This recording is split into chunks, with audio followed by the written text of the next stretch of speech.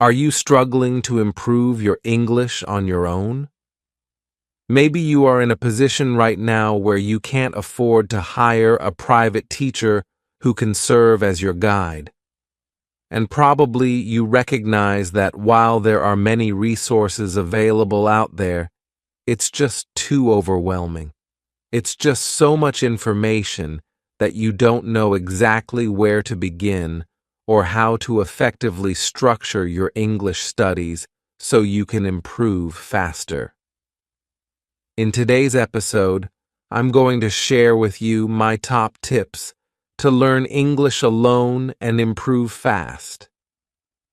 I also had to learn this language by myself because when I started, I had zero money to invest in my learning and I had nobody, no guide, to help me with this process. So I had to go through a lot of trial and error so that I could reach the level of fluency I have today.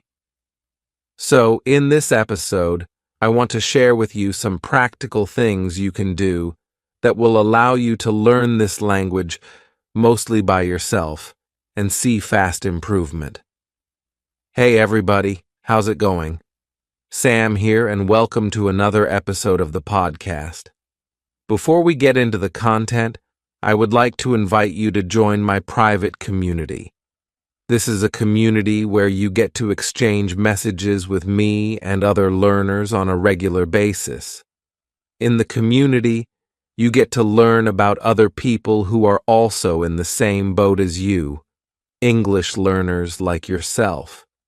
You get to share your wins with English, your struggles, your questions, and also, by becoming a member, you unlock access to exclusive content.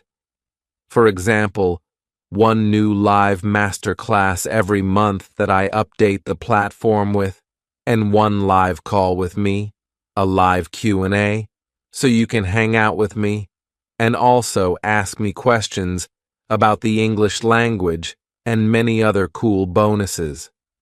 Tips to learn English alone and still improve fast. The first tip I have for you today is take stock of your current routine. When you take stock of something, you analyze it. You take time to reflect on it. Okay? So, ask yourself these questions. Are you working full-time? Are you studying full-time? Are you working and studying in the moment?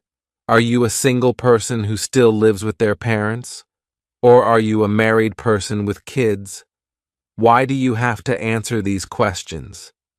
Because that will dictate how much time you realistically have to dedicate to your English studies every day. I really recommend practicing your English every single day, but the amount of time you're going to dedicate to your English will vary according to your moment in life. So, ask yourself these questions, and also this last one. How much time per day do I realistically have to study English? Okay, you might realize that you might not have as much time as you think. You might realize that you can only fit in 15 minutes of English practice per day, or 10 minutes of English practice per day, depending on your moment right now, depending on your routine, how much you work, if you work too many hours every day. But remember, consistency is what matters. Whether 30 minutes a day, 1 hour a day, or 10 minutes a day, make sure you figure out a way that you can remain consistent with your English practice. The second tip I have for you is this one. Input is your bread and butter. If you call something your bread and butter, this expression usually means that that thing is your main source of livelihood, let's say. Usually, we use this expression, bread and butter, to refer to your main job or the main work you do to pay your bills, to eat, to survive. So teaching is my bread and butter, for example. It's how I mainly support myself and my family by teaching. Okay, but you understand the expression here, right? Input. Input in English, when it comes to reaching fluency, is your bread and butter. Input is essential. So, you have to make sure that you listen to English every day and that you read English every day. Listen to English every day. Read in English every day. When I say input, I mean consumption. So you have to be consuming content in English every single day. Again, I don't care if it's for 10 minutes every single day or 1 hour, but it's got to be daily. All right. So, if input is the consumption, how much of the language you consume, the output is the production. So when it comes to input, usually we are talking about listening and reading, and output is about producing language, speaking, and writing. Okay? Don't get me wrong, output is also extremely important. You also have to be practicing your language production, which revolves around speaking and writing. But sometimes you're going to have very busy days, so if you don't do anything, at least cover the input part. At least listen to something in English that day or read something in English. Ideally, you want to have enough time to practice both aspects here, right? You want to have some input, but you also want to have some output practice. But on those very busy days, at least prioritize the input. Okay. The next tip I have for you is read things out loud. Read out loud. When you read something out loud, you read a text using your voice. You speak what you read, basically. Okay? You speak out loud so that other people can hear you. So read out loud. This is great because you need to practice vocalizing the words. All right? Putting those words that you see on paper into your mouth and getting them out there through sound. Okay. When I did this back when I was learning English, I realized that my speech was not in accordance with my reading voice that I had in my head. You know what I'm talking about, right? When we read a book silently, we have a voice, a reading voice in our head. We have that. It's our reading voice in our minds. Nobody can hear it, but we can hear it in our brains, our minds, when we are reading a book, for example. I realized that my reading voice sounded extremely fluid. It's like my reading voice knew how to pronounce every single word on the page. But then, when I tried to read that same page out loud, I realized that my articulators, my mouth, my tongue, were completely out of sync with my reading voice in my mind. That's why I think you should practice reading out loud.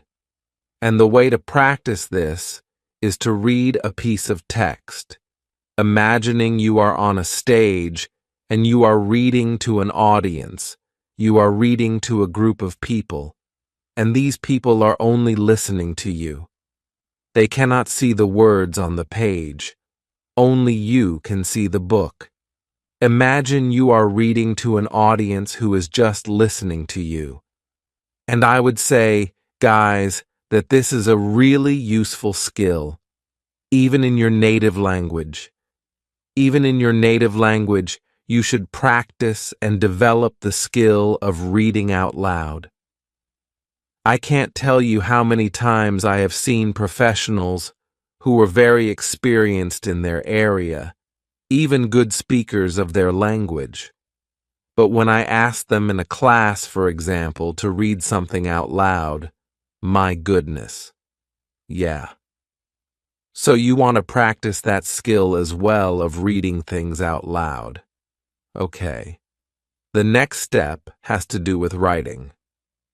Now we are getting into the production aspect of English acquisition. Write. Practice writing. This is also something that you can do alone by yourself. But here's the thing. Write longhand. Don't type on the computer. Write longhand. When you write longhand, you use your hand with a pen or pencil, a piece of paper, and you write the words. This is writing longhand. While on hand, there is something magical about putting pen to paper. I don't know exactly what that is, but I know from personal experience that typing something on a Google Doc feels very different from picking up a notebook, a pen, and just jotting down what I'm thinking, what I'm planning to do. You know, there is something to it. As a matter of fact, I found this research that was done in the journal Frontiers in Psychology. And according to this research and this study, writing on paper or writing longhand is more stimulating for the brain than simply typing. One of the co-authors of this study says, check it out. Our main finding was that handwriting activates almost the whole brain as compared to typewriting, which hardly activates the brain as such. The brain is not challenged very much when it's pressing keys on a keyboard, as opposed to when it's forming those letters by hand. So, when I started to reflect on this, I realized that that was a big deal for me.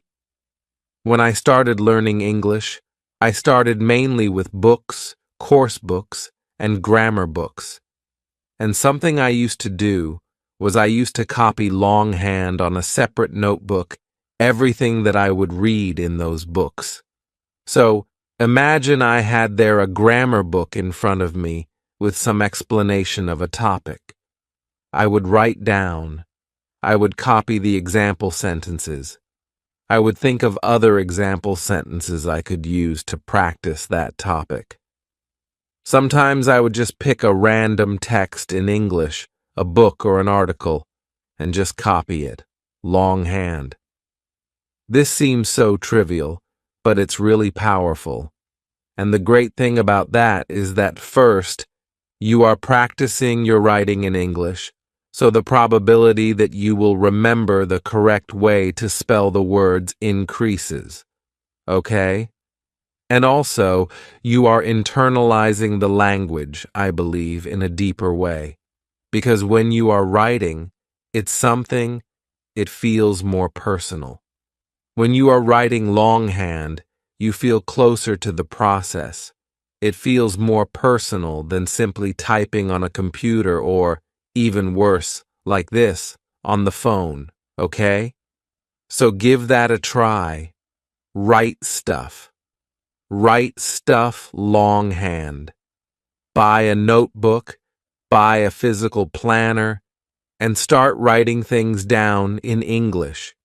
You can write sentences, examples of maybe a topic that you are covering in the moment. You can maybe write a little bit of a journal, just reflecting on your day, how you're feeling, your plans for the future, even your grocery shopping list.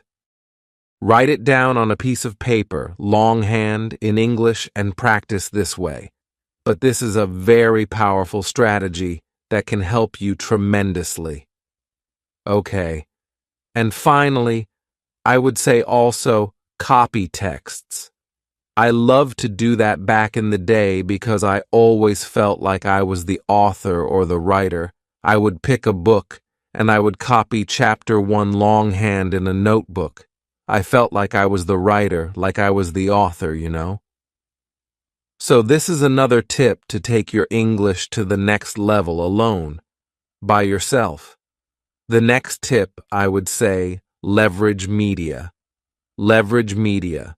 When you leverage something, you take full advantage of that thing. So, especially nowadays, the access to media in English is so plentiful. Much more compared to 25 years ago when I started learning English. When I started learning English, there were no streaming services, no Netflix, no Amazon Prime, no YouTube. All right? If you wanted to watch a movie in English, you had to get the DVD either through rental or you had to purchase it. But nowadays, there is a ton of English media available out there, and you should definitely leverage that. So, when I say media, I mean movies, TV series, podcasts, TED Talks, interviews, those talk shows. They are fun to watch and also a great way for you to practice your English with documentaries, music. This is media. So leverage the access that you have nowadays to English media. Now, when it comes to practicing your English with media, there are 3 main points that I want you to remember. Point number 1, listen to a piece of media or watch the piece of media multiple times. Watch or listen to the same content multiple times. I've already said this in previous episodes. I'm gonna say it again. This is so powerful, guys. This episode that you are listening to right now on my channel, listen to this episode multiple times, not just once. Listen to it 2, 3, 4, 5 times. That episode of your favorite TV series. Let's say you start a new TV series, episode 1, or you want to practice your English with that. Watch that episode 5 times, 10 times, and vary the way you watch it. Maybe the first time you can watch it with the subtitles in English. The second time you take out the subtitles. The third time you kind of leave it plain in the background. And you just listen to it while you are doing something else. Almost like a podcast. So be creative with how you consume the same piece of content. But this is incredibly important. Consume the same content multiple times. All right? So it's almost like you are deliberately saying to yourself, I know I have all this content available for me right now, but I'm not going to watch any of that. I'm just going to watch or listen to this one piece of content right now, and I'm going to stick with this one piece of content the entire week or for 2 weeks. Do that, and I guarantee that your relationship with English and media will change considerably. Also, the second point here is you can use long clips of media for general input. Now, for deliberate practice, use short clips. So, if you are listening to a podcast and you want to listen to the entire episode, 30, 40 minutes, 1 hour episode, this is more input-based strategy, I would say. Okay? So yes, do that. Listen to a podcast of 2 to 3 hours, but just focus on getting the input. Now, if you want to study with a podcast, then select a short clip, maybe the first 5 minutes, or maybe 2 minutes of that episode, something very micro, very short. Okay? So remember, for deliberate practice, if you're going to sit down and study with the clip, if you're going to take notes, use short clips, okay? Now, if you want to just have your general input in English for the day, you can listen to long clips. You can watch long clips. The third point about media is take notes. Ideally, longhand. Not on the computer, not on the phone, longhand. Take notes longhand of what you consume. One idea is you can create summaries. So, if you listen to an episode of a podcast, after you end that episode, pick a piece of paper, pick your notebook, pick your pen or pencil, and write down in English a summary of that episode. What is that episode about? What are the main takeaways or the main points the speaker or speakers were making in that episode? You just watched a movie in English. Great. Piece of paper, pen, write down the summary of the movie. What did you like most about the movie? What didn't you like about the movie? What is the main plot or story about? Okay, the next tip is leverage books. So, on one hand, you want to leverage media. On the other hand, you also want to leverage books. Now, when it comes to reading books in English, if you've never read a book in English, and even worse, if you don't have the habit of reading books, period, I would recommend starting with 1 page a day. Pick a book in English and just commit to reading 1 page a day. Come on, guys, I don't care how busy you are. I'm sure you can find time in your day to read 1 page of a book in English per day. Just 1 page, okay? Ideally, you want to pick a book that you can understand at least 60% of it. So, don't pick a very easy book, but also don't pick an extremely difficult book. So, around 50 to 60% that you can understand. Okay? You will likely come across words that you don't know while reading the book in English. And that's okay. Don't stop every time to check unknown words. You shouldn't do that. Just go with the flow. I don't know this word. That's okay. Keep reading. Try to understand the main gist, the main idea of that paragraph, of that page. Okay? Another suggestion could be you can try reading books in English that you have already read in your native language. Let's say you have already read the Game of Thrones books in your native language. Start reading them in English. It will feel familiar because you are already comfortable and aware of the characters of the plot. So, you can start with that. When it comes to developing this habit of reading books in English, the first one is the hardest. I would say even just getting started is the hardest because once you start and you develop that habit, you're going to find yourself picking up a book in English every day and reading a little bit of it. And once you finish the first book in English, you're going to want to jump to the next one. And then, don't stop. It's all a matter of developing the habit. Okay? Finally, I would say speaking, right? I mean, we are covering here input, leveraging media, books, writing. What about the speaking? Of course, you have to practice speaking. Well, how can you do that alone? Here are some suggestions. You can have conversations with yourself. You might be telling me now, "Come on, Chagall. This is insane. I'm not crazy." Well, so what? Have fun with it. I did that. I had conversations, wonderful conversations with myself back in the day when I was learning English. And it was great. Really beneficial. You can imagine different scenarios in your mind and role-play them. Imagine you are at a restaurant. How would you order a meal? Let me imagine I am at the movie theater and buying a movie ticket. And I want to ask the clerk about what times the movie is showing and where the popcorn stand is. Know what I mean?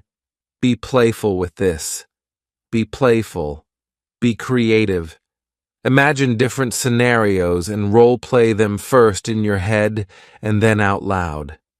Another way for you to practice your speaking skills alone is by repeating out loud what you hear. As you are consuming media like movies, series, podcasts, sometimes if you hear something interesting, repeat it out loud, okay? I do that all the time, even nowadays, guys. You know, sometimes I'm here setting up my equipment to record a podcast for you.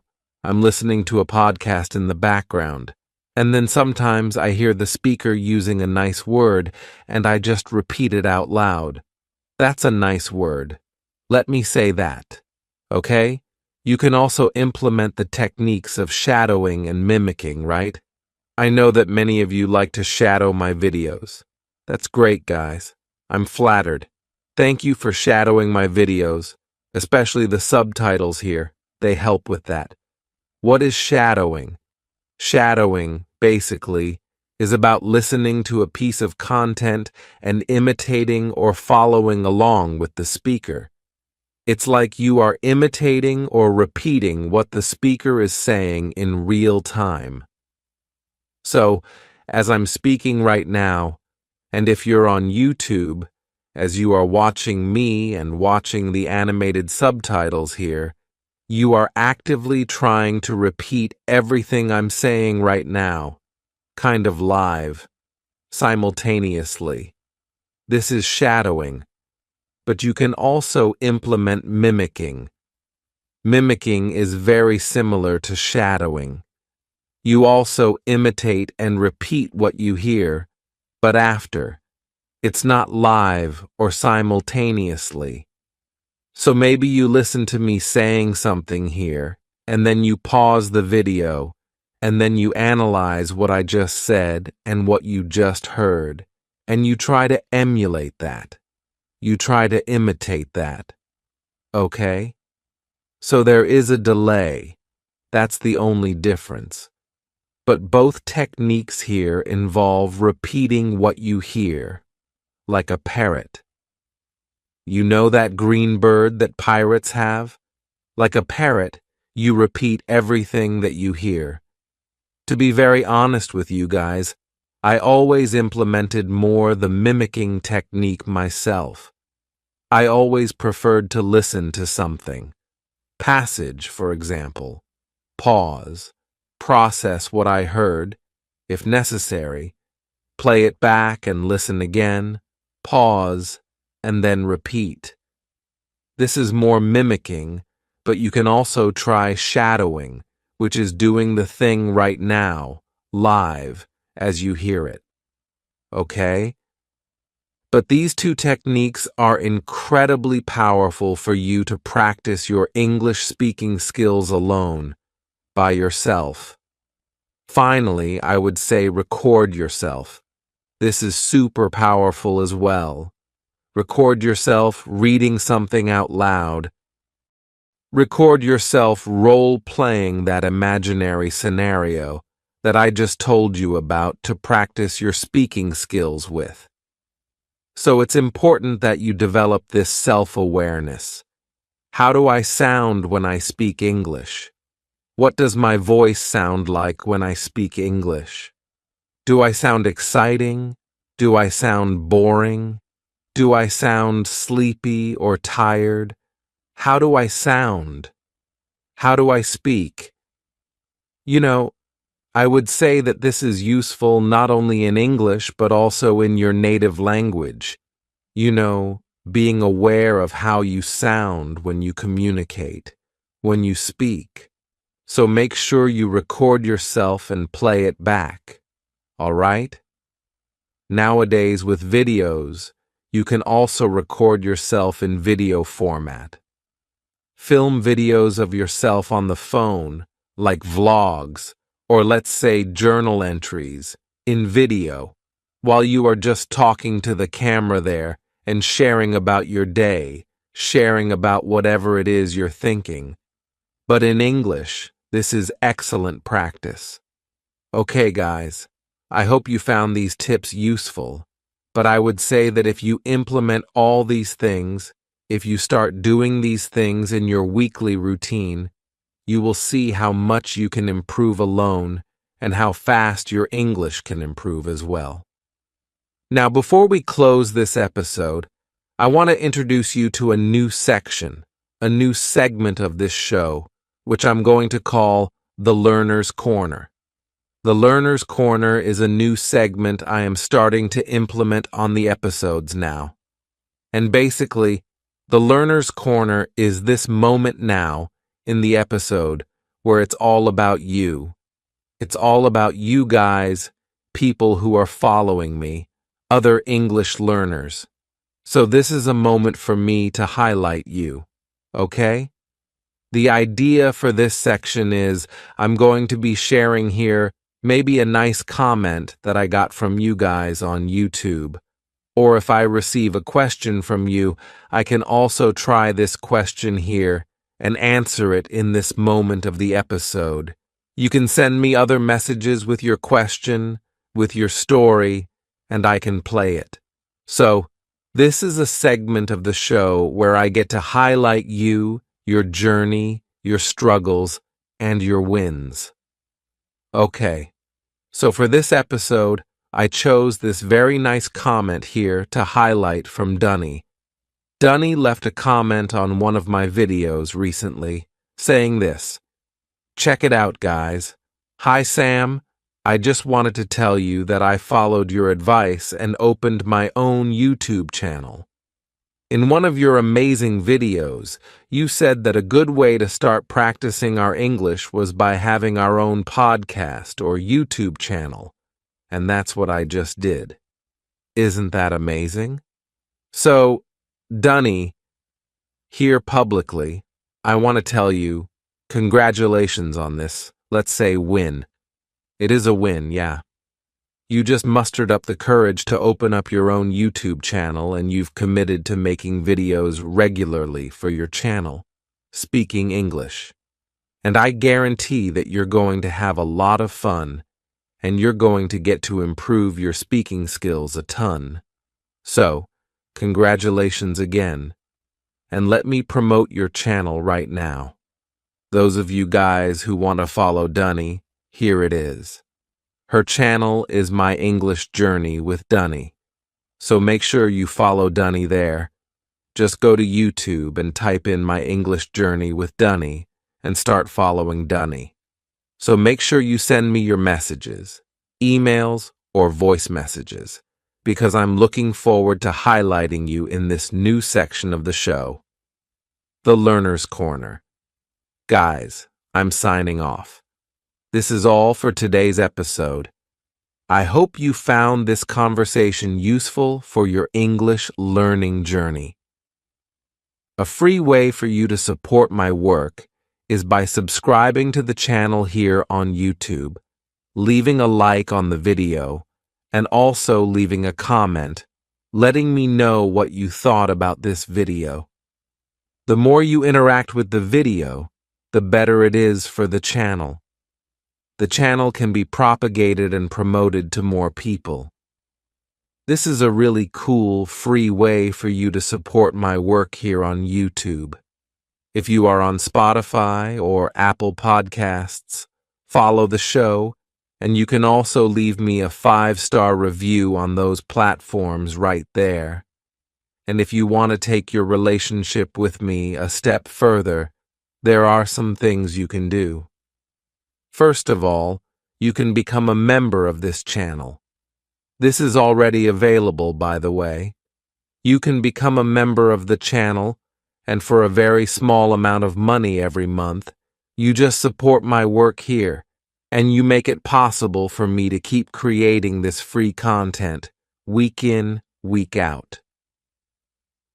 You can also join my private community.